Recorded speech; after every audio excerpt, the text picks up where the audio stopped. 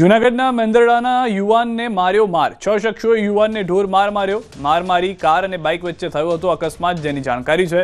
માલણકા નજીક કસ્બા હોટલ પાસે બની હતી ઘટના। અકસ્માતના બંદૂકમાં કાર ચાલક યુવાનને લામધર્યો હતો। જ્ઞાતિ પ્રત્યે હળધૂત કરીને ગાળો ભાંડી યુવાનને માર મારતા હોય તેવો વિડીયો વાયરલ થયો હતો। મેંદરડા પોલીસમાં ફરિયાદ નોંધાઈ હતી।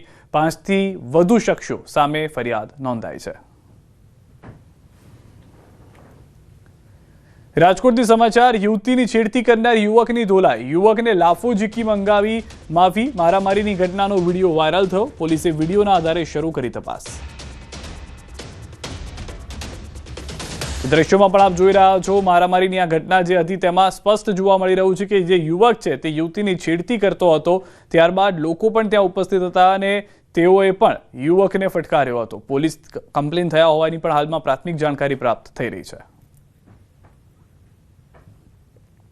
સુરતમાં જમાઈએ કાકા સસરાને ધમકી આપી છે। રેપ કેસમાં ફસાવાની ધમકી આપી બ્લેકમેલ કરી।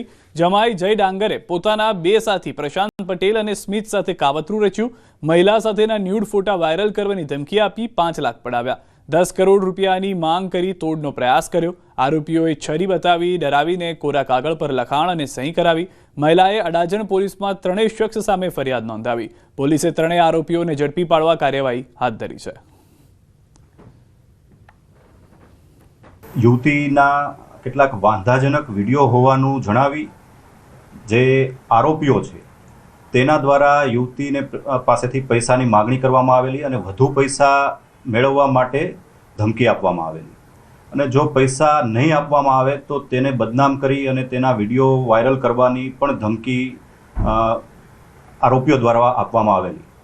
ફરિયાદ દાખલ થયા બાદ પોલીસની ટીમો બનાવી આરોપીઓને પકડી પાડવા તજવીજ હાથ ધરવામાં આવેલી, જેમાં આરોપીને ગણતરીના કલાકોમાં પકડી લેવામાં આવેલ છે। છોટાઉદેપુરથી સમાચાર। ટેન્કર પલટી જતા અકસ્માત સર્જાયો છે। ટેન્કર ખાડામાં ફસાતા એક તરફ નમી પડ્યું। 2 ક્રેનની મદદથી ટેન્કર કઢાયું બહાર। અકસ્માતને પગલે ભારે ટ્રાફિક જામ થયો। પાવી જેતપુરથી બોડેલીનો માર્ગ બિસ્માર હાલતમાં। ખાડાનું યોગ્ય પુરાણ ન થયું હોવાનો દાવો। તંત્રની બેદરકારીના કારણે વાહન ચાલકોને હાલાકી ભોગવવી પડી।